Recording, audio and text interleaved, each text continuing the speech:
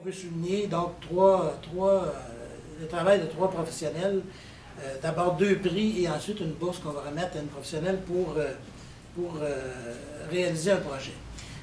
Le premier prix, on le remet, c'est le prix en vol, on remet à une jeune professionnelle qui, déjà de moins de 35 ans, donc qui se démarque dans sa profession.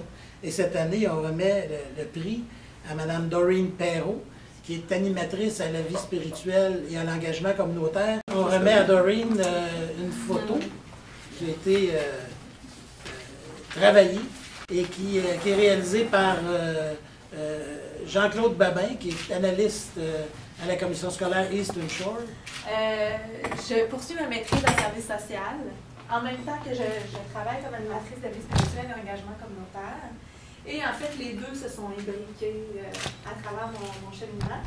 Et puis, c'était un projet autour de l'environnement, de la protection de l'environnement.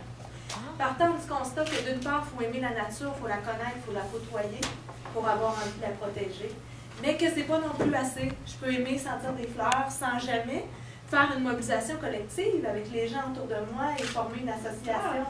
Bien, ça prend de la conscientisation. Ça prend un passage, ça prend des éléments qui permettent un passage entre ma vie spirituelle, mon cheminement personnel et mon engagement communautaire, mon action collective.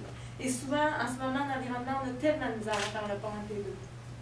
Parce que ça reste souvent dans nos maisons, on vit de façon très isolée face à une problématique tellement grande, tellement large. On est complètement dépossédé face à ça.